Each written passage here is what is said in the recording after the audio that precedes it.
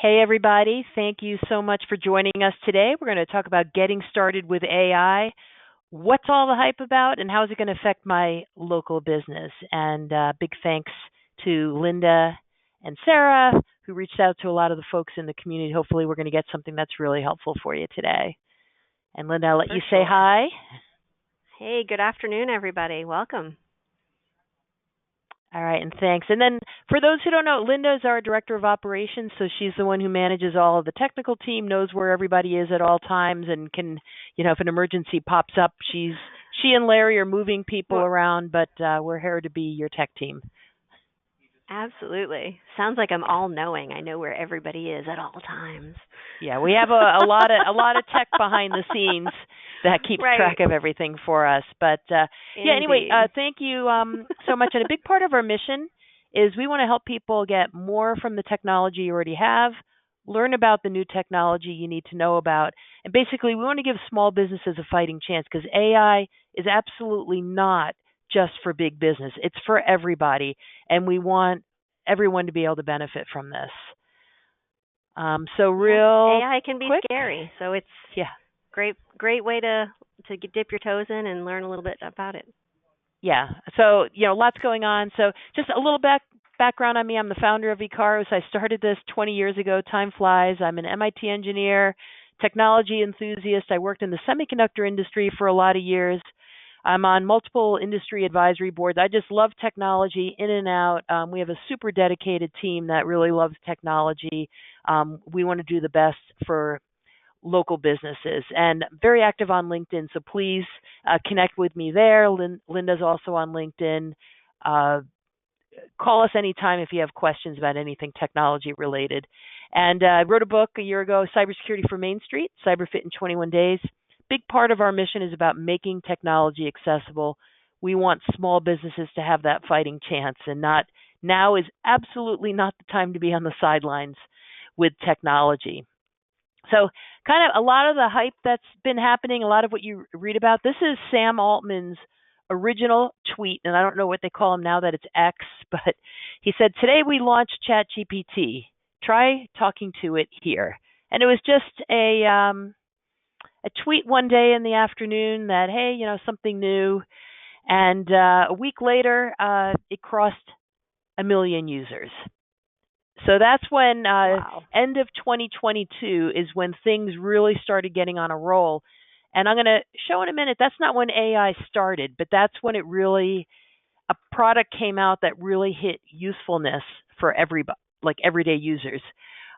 Within 2 months, they were up to 100 million users. So this is a classic hockey stick, aggressive, exponential growth.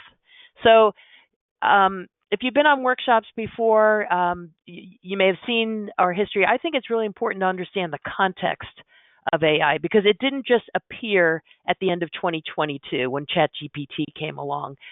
We've had a fascination with technology as humans, artificial intelligence, way back to Greek mythology, the Greek myth of Pygmalion, where the sculptor creates a sculpture that he wants to come alive. We've been fascinated with this, and I think that's part of why it's hit the news in such a really big way because it really resonates with something that's deeply human. But the Turing test, 1950, that's the concept of when could a machine be built that is not distinguishable from a human. Like, am I talking to a machine? Am I talking to a human? The phrase artificial intelligence, many will say it was started at the Dartmouth Conference in 1956. John McCarthy and Marvin Minsky.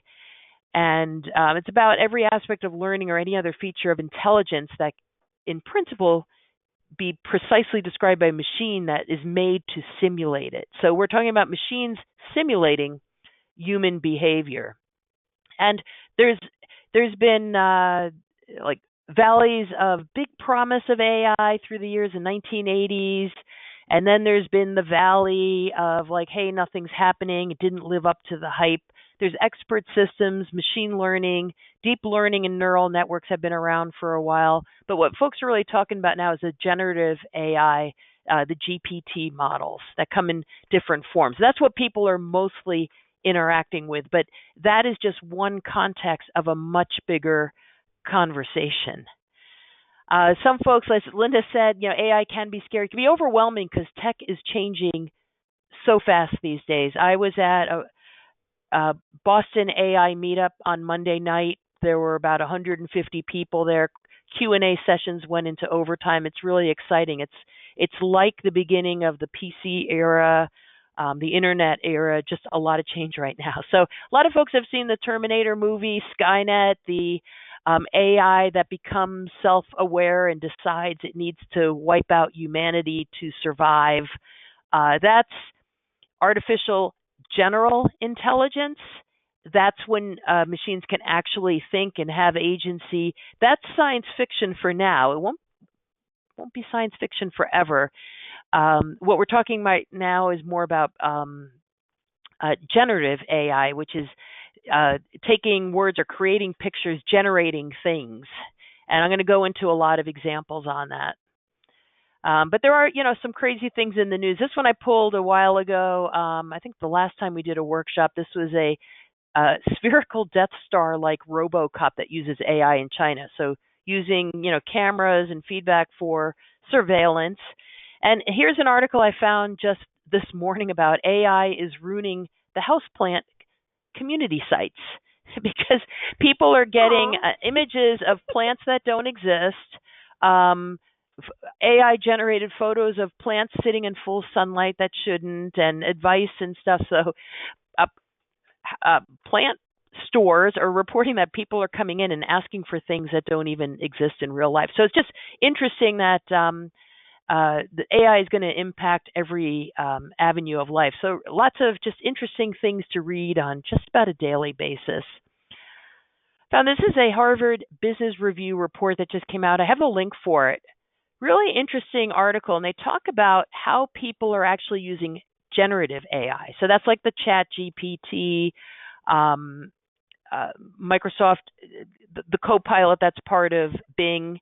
If you look from 2024 to 2025, you see some interesting shifts. And I was actually pretty surprised that 2025, look at the blue, is personal and professional development, therapy and companionship, that people are using the chats for doing, organizing my life, finding purpose. I was actually pretty surprised at how high they are on the list.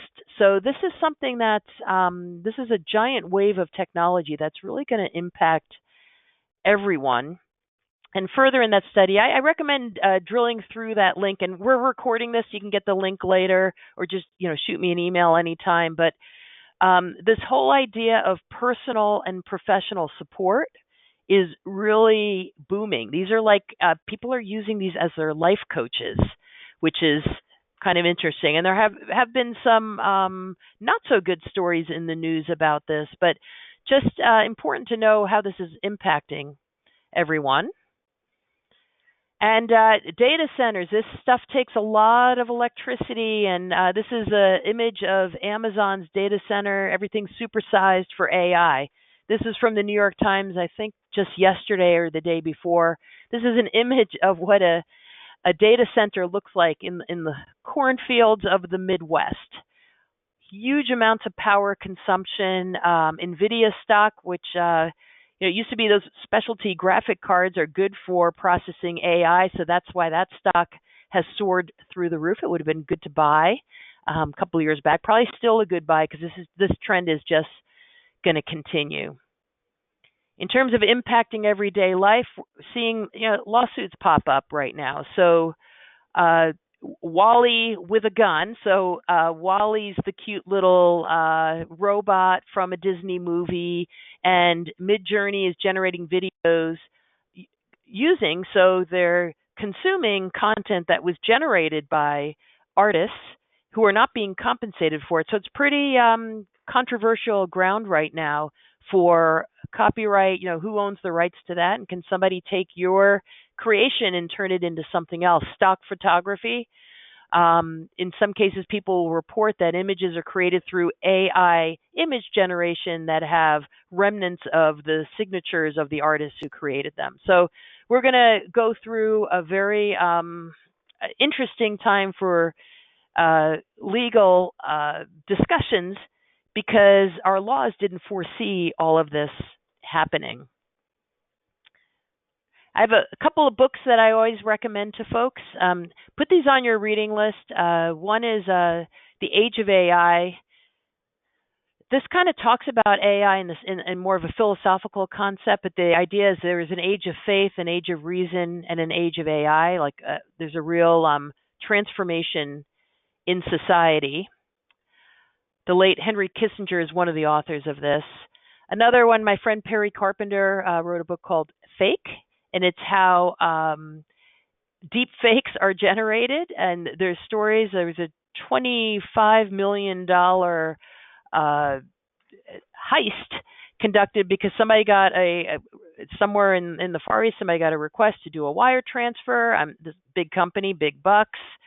They figure, I better verify this. Got on a Zoom call with their boss. It turned out the whole thing was a deep AI fake, and they were conned out of a huge amount of money as a result. So again, we're really big on security awareness training. The more you and your team know about what's possible in this day and age, and it's changing lightning fast, the safer you're going to be online. I've created a video avatar of myself. This is the real me, but I have a video avatar of myself that I could just type in anything and have me say it, and it's pretty good.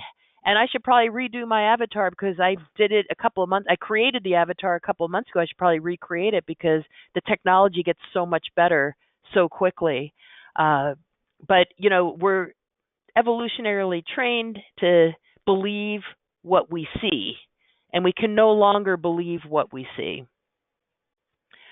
Singularity is near. That's a classic by Ray Kurzweil talking about the time when machines will surpass human ability, and that's what the singularity point is. This book was written many, many years ago, 20 years ago, and predicting this time around now. Interesting in the read that some things like nanobot self-assembly that's not happening right now, and some of the other things like talking about GPS, widely available GPS and big data and things like Waze have already happened. So just interesting to see that, but it gives good context. And another book in the reading list, Co-Intelligence by Ethan Mollick, business professor, living and working with AI, the whole concept of augmenting your capabilities of AI. And I'm going to get into some examples of that, but this is a good read. This one actually is pretty quick. The singularity is near. That's a pretty long read, but I think historically significant. And this one, I'm actually in the middle of reading this one right now by two researchers from Princeton, AI Snake Oil, what artificial intelligence can do and what it can't, and gets into some really interesting case studies around some pretty misguided hiring, resume screening software. Very interesting read because it's going to impact society. Cases where people were denied welfare around the world because they were deemed as high risk, even though they weren't, because the computer said so. Very big societal impact. So regardless of what your field is, our approach at Icaro is we're trying to talk about how to leverage technology to make your business more successful, but this is going to impact really all different walks of life. A lot of discussion about AI and jobs during the Industrial Revolution. Big labor changes in labor. Different jobs went away, but actually more jobs got created. But there's a time of displacement in the middle. And one of the interesting stats, and I have a link to the article here. It was talked about at the AI meetup on Monday, but the graduating class of Harvard Business School, and these are candidates who are usually gobbled up immediately by employers.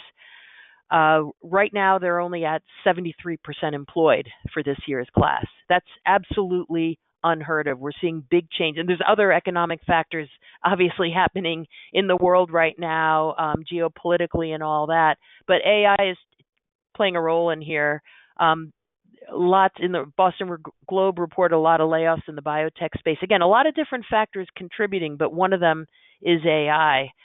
At Duolingo announced that if a job can be done by agentic AI, so that's when you take AI and you give it tasks to do on its own. If the job can be done by agentic AI, they're not going to hire a human. Now that causes a lot of discussion, and that now they're going to use humans for other things. IKEA famously took a lot of their people off of customer support chat and gave them jobs as designers, which is pretty cool, moving up kind of doing more meaningful work.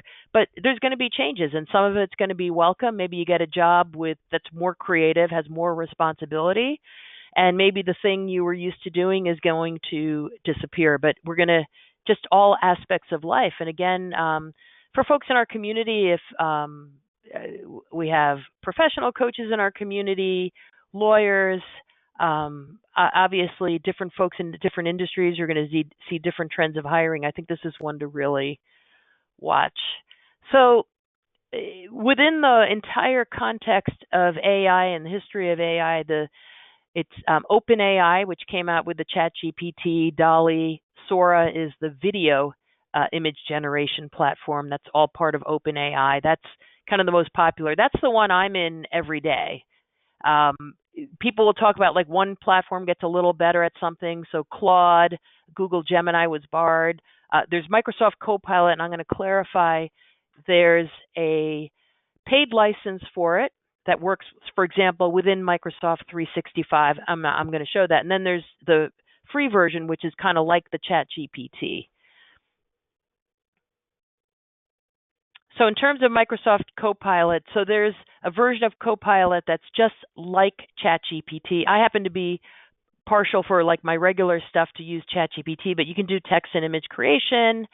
You can also license it to use within 365, which I'm going to show, and then you could do things like managing your calendar, draft email replies, and they actually have the first new key on the keyboard in 30 years. That's the little squiggly one. I have that. It's on my laptop, and it is not on my Logitech wireless keyboard. So, but all new laptops are going to have that new key. So in terms of using Microsoft Copilot or using ChatGPT, something that I use a lot is just summarizing an article. Like if you need to get some bullets together, we do a lot of blogging, we write newsletters, we do a lot of writing like that. It just helps kind of summarize things. Yeah, you need to check the facts, definitely. There's AI hallucinations where it just basically makes up stuff. That's gotten a lot better these days. So you'd have to check it, but you get something nicely formatted with bullets, highlighted, like with the press of a button. So that's a big time saver if you do a lot of writing. Another example, if you're using Copilot within Microsoft 365, I created this little sample. You can play around with this, and that's kind of one of the tips I'm going to give at the end. I'll give a preview of that. Is you got to get in here and sort of play with it and use it and see how it's going to be useful to you. But I can say, Linda sent me an email, and I say, hey, please reply to Linda. And I said, in Norwegian, in a message, I want both the spreadsheet and the graph, right? I just hit a button. I can tell the Copilot what I want it to do, and it will just do it for me. I just hit generate, and it's going to generate, like you may not be able to see that on the screen, but that is a response. I can keep it, I can discard it, I can regenerate it. So I can just work with it. But if you're doing a lot of email replies, and you can take it a step further, and I have friends who have like any email that contains a question mark, they have some standard stuff that they'll reply, but it's a great way to manage your inbox. Most people are not going to have the need to type a response in Norwegian, but can type, choose any language. If you're not a native English speaker, yeah. So this is just kind of cool, and somebody may have a use case for that, but I just want to kind of spark people's imaginations that there's just so many different things you can do with this. Copilot in Word, Excel, and PowerPoint. I could just type in, this is such a simple example. You'd be, if you know anything about Excel, you can create a little graph like this, but I can just type into words. I can hit the little microphone button if I prefer to talk into the computer. I do that a lot on ChatGPT on my phone. I'll just speak in just because my thumbs can't type as fast as I can talk. But I can have it make a graph, and I want it suitable. I want a table and a graph that's suitable for a presentation. And you can get a lot more creative with this. Um, and then, within PowerPoint, I could have it summarize. Like I'll probably do a blog post summarizing this presentation. I just put the power in Microsoft CoPilot for 365. I can have it just review this presentation, give me the key highlights. I can ask for bulleted format, highlighted. One of my favorites is to ask for emojis, which I think is kind of fun. It will come up with the emojis. But you can imagine if you do a lot of writing, this is again, it's not to replace your thought process. It doesn't replace your ability to think and put ideas together. What it does, though, is augment it. And rather than you sitting there and highlighting and bolding and, do I want numbers or do I want bullets or, well, where do I find this emoji? It will just do a lot of that legwork for you, which I find kind of fun. Again, another really cool thing to play around with. Microsoft Teams, if you're an avid user of that, you can summarize meeting highlights. I saw a thing on LinkedIn today where somebody showed a picture of a screen where they were the only human on the meeting. Everybody sent their AI auto attendant to attend the meeting and take notes for them, which was kind of that's probably going too far. That's like giving bad houseplant advice, but help you focus during the meeting. So you get a nice summary out of it. And so the idea is like just regular CoPilot, like the ChatGPT that's out there, just works on publicly available data. So you can have it, you can ask questions, and I'll get into a little more about my daily use. But when you go for the licensed version, which costs, I think, $30 a month for 365, that's what lets you put it right into your own Microsoft application. So think of it as search on steroids, and you can actually have it, you can kind of give instructions in plain English and then have, format your Excel. I've had it come up with like where I just didn't know about how to do a formula, and you can just sort of describe what you want to do, and it will come up with what you want. Tons and tons of great resources online. So here's one from Microsoft. They have a CoPilot prompt gallery, which you can get online. Creating images. So this is one I took from a previous presentation because I already had the prompt written in there. But I just asked to create a image of a woman with light brown hair, tortoiseshell glasses, working on a laptop, riding a unicorn. So it's supposed to be me. And come up with these nice pictures. So if you're doing a presentation and you want something really specific, you can generate these AI generated images. Again, the only way to really learn how to use these tools, the tools are not a luxury. I think they're really an essential in this day and age. And the idea is to just get in there and start doing things and see how it might be useful for you. For example, I did actually a LinkedIn post today because I thought that article was interesting about the houseplants. And I wanted to just make a little joke about, hey, it's not Skynet, but this is causing real world impact. And I just go back and forth with ChatGPT. I say, hey, I want to write something funny, and I want to mention Sky. And it gives me a couple of options. So it's kind of like if I just went to Linda and said, hey, does this work? Do you think this is funny, or how should I phrase this? So rather than have to interrupt Linda in her work, I have my little writing assistant with me, gives me different options over time. One thing that's really important for businesses as you're doing this is you got to think about security considerations.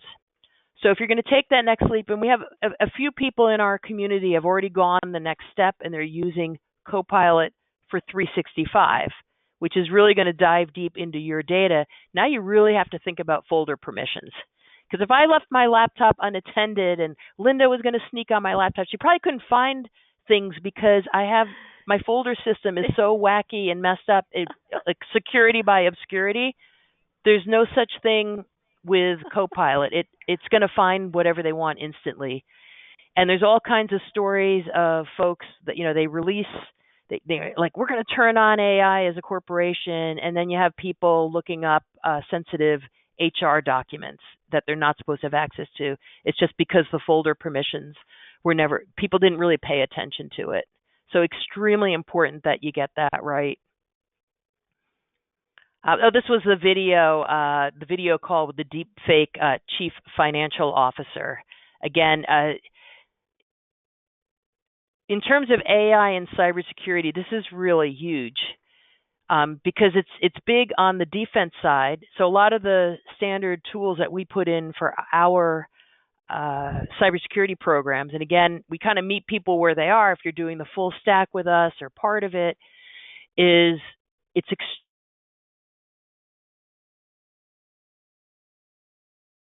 happening all the time, and it's impossible for a human. It's not even a needle in a haystack. It's a needle in a stack of needles. You can't, but AI can pull out the trend. So if this happens and that happens and this third thing happens, that's a sign of compromise.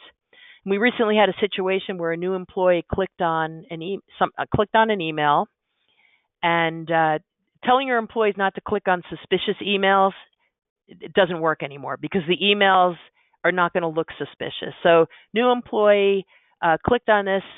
It asked them to log into Microsoft. They thought, oh, I have to re-authenticate, but that's fine. They logged in. It turns out it was a what's known as a token stealing theft, and but thankfully this business had security in place with us that immediately detected that something was happening and immediately locked down the account.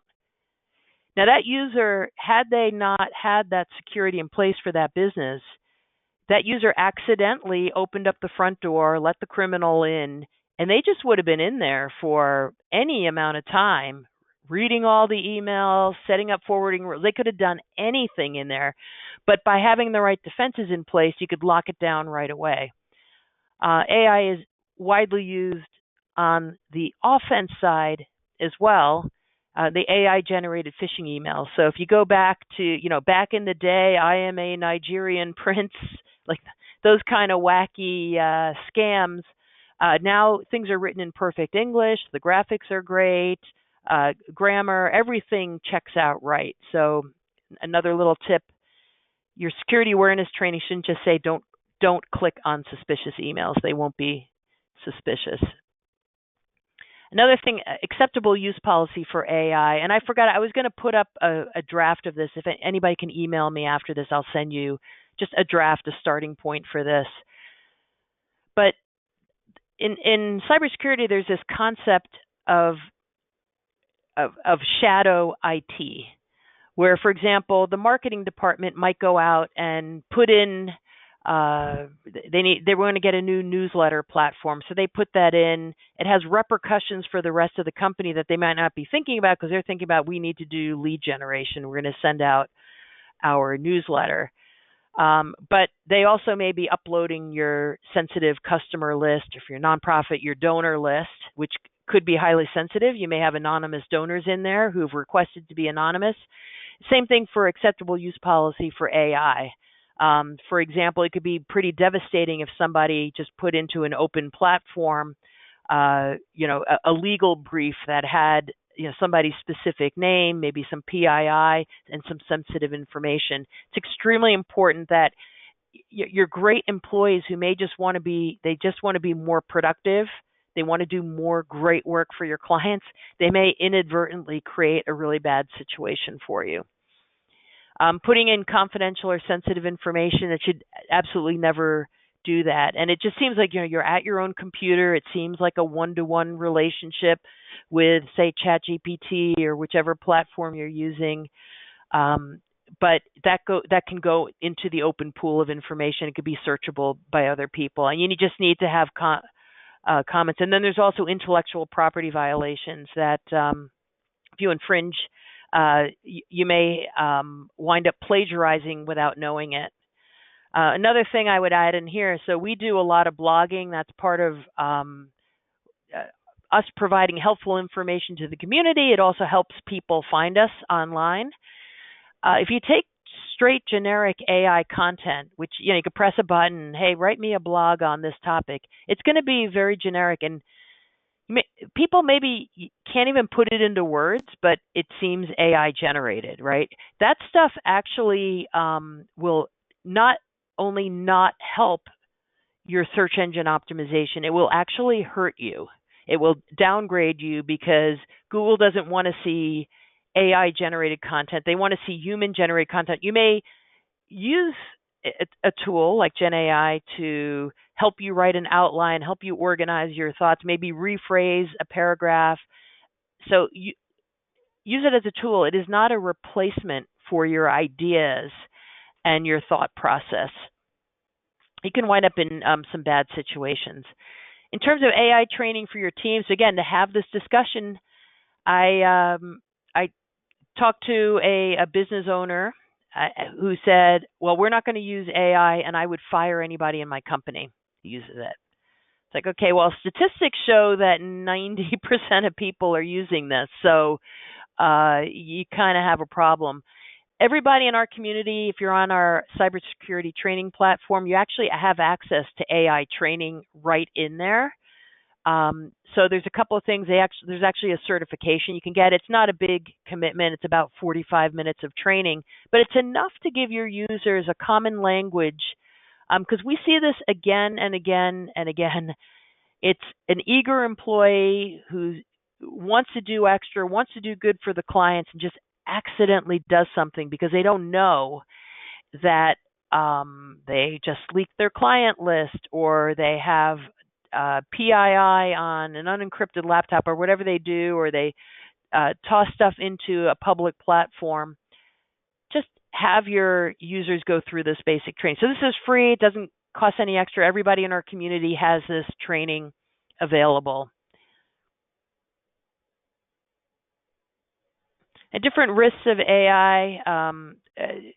World Economic Forum posted AI-driven fraud. It's just the spike of cybercrime just keeps going up. And AI is just driving this. So you can have bots pulling information from all different sources, your social media. They can come up with some very, with no work, they can come up with some very compelling phishing scenarios, for example, that look like, well, how, if they know all these facts, they know where I work, they know this, they knew I was on vacation, it must be somebody who knows me, but it could just be gleaned from publicly available sources. So your team needs to be aware of that. There were big case in New York City where some lawyers were sanctioned because they used fake GPT generated legal cases in a legal brief before a judge. So this is getting better, but you got to check the details, check the source. If I'm writing something and I ask ChatGPT, it's like we saw one a couple of days ago at the Barracuda Forum where they talked about Microsoft accounts being attacked 4,000 times a second, which is unbelievable, but that's all automation. I want to get a source for that, but you got to click through. You can ask your ChatGPT to do that research for you, but then ask it for the source, and then actually go look at the source to make sure it's cited in that article and not just a tertiary link, because that's not really a prime, that would not count as a source, for example, if you're writing. So check that out. What's real and what's fake. Lots of fake images. There's going to be lots of legal activity against this, but you can't really believe just because something looks like a real video or a real image, it's not real. And that's something that every person on your team needs to be aware of. It's just we're in a new day and age. The more you know about the different potential kinds of scams that are out there, the safer everybody on your team is going to be online. And it just takes one person to fall for the wrong thing can put your organization at risk. And another article that was in the Wall Street Journal recently, millions of resumes never make it past the bots. So this is something for society to think about, that these bots are screening resumes. So people are submitting resumes. This fellow applied to 100 different places. The search said he only applied for jobs that he was actually qualified for. So he had an employment track record, and he was immediately rejected by all of them. And it's like, well, just like standard deviation, you would expect like maybe one nibble or something out of that, right? And what they're saying is like certain things will trigger you to just be rejected. In the book, excuse me a second. In the book, AI Snake Oil, they talk about if you're doing a video interview, some of the video interviews now are just done by AI. That if you have a bookshelf behind you, so I have a bookshelf behind you, you're actually viewed more favorably. So if you do any video interviews, just make sure you have a bookshelf. Linda, you need a bookshelf. Well, you have certifications behind you. So, I got certifications back there. So there we go. So that's a good thing. But it gives me something. So if a machine is evaluating you and not a person, like the machine's not going to detect, maybe you have a candidate who's just nervous and they're not going to say as much. A human would be able to pick up on that and be able to maybe set the person at ease. Some really fascinating stuff when the machines make decisions for us. So encourage folks to learn more about that. And just we're trying to keep these like to a half hour, a little more than a half hour. So I'm up to action items right now. Linda and I are happy to take any questions that come along, but I'm going to give homework to everybody. Got to create an acceptable use policy for your business.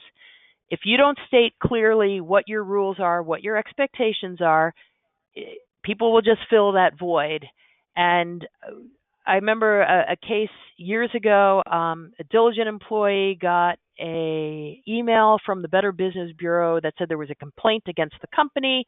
They kept trying to open the email. They did all sorts of things because security in place was preventing them from opening that email, but they kept trying, and I don't know, put stuff on a USB stick. I don't know what they ended up doing, but they overrode like everything and actually wound up setting off a ransomware attack in their company because of that. This was not somebody who was trying to sabotage the company. It was not an deliberate insider threat. This was somebody who actually ransomwared their whole company. Because they were such a diligent employee, they kept trying and trying and trying to open up a report because they wanted to immediately remedy that.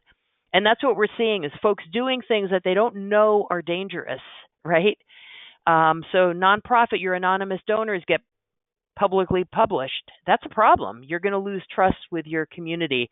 A medical office, just a mailing list, of segmentation of your population of like your asthma patients, for example, right? That's a HIPAA violation right there.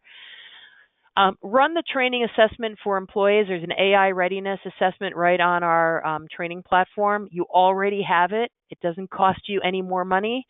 So actually use it. It makes a big difference.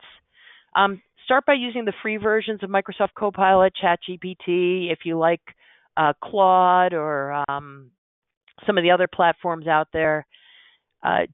You don't have to spend the money on the Microsoft license just yet. Just get started with the free stuff. I would strongly advise folks to look for ways to amplify your work. It doesn't replace your work.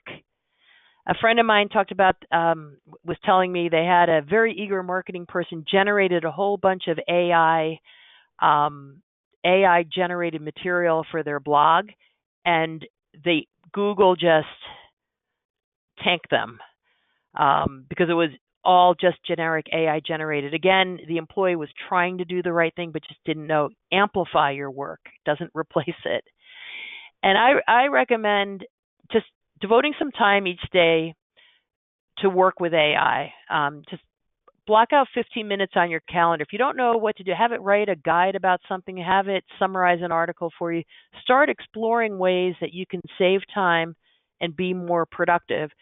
And then you may want to move up to do like the Microsoft CoPilot 365. But I heard this presented well actually at the AI meetup this past Monday at the Microsoft Center in Cambridge. You got to do your reps. You can't sit on the sidelines right now. You can't like read about how to ride a bike and then expect to just be able to sit on a bike and ride it, right? You got to actually practice. So highly recommend just block out 15 minutes, start interacting with AI, start thinking about some business outcomes, anything that you could streamline, anything that would help you save time. That's going to be a game changer for you. And then just, trying to let people get back. I want to thank everybody for joining us. Uh, Linda's our director of operations, so she can help track down anything. We do IT support, we do cybersecurity, we do a whole bunch of other things, general business advice. I'm happy to jump on a call with anybody anytime. If you just want to book 15 minutes, just ask questions, just hit me up on LinkedIn, shoot me an email. We definitely want to interact with people. Even if you just have general questions about anything technology related, happy to jump on a call. And I know, Linda, Sure. you have our trophy for BII, or did I don't actually have it right now. Oh wait, hold on. I do have it right now. Here we go. okay, I do have it right now. yeah. So this is Thank you, for Rob.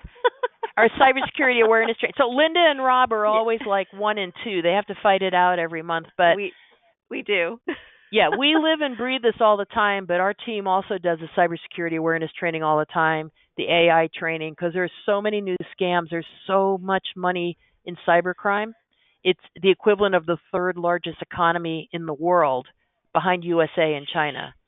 And those criminals are going to find all kinds of different ways to trick your employees. And it takes one employee.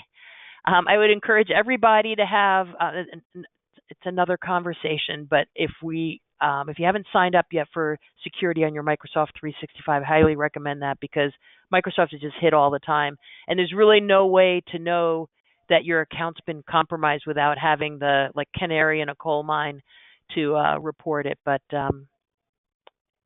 we're excited about all things technology, so hit us up anytime. And Linda, what did you think? You started doing, you've done some of the AI training and I've done some of the AI training and so the folks that are in our training platform, there's the templates out there for, Anne mentioned the acceptable use policy. There's templates out there that we can help you with too. So the training is awesome because, you kind of think you might know what you're doing, and then you learn something new every time. Yeah.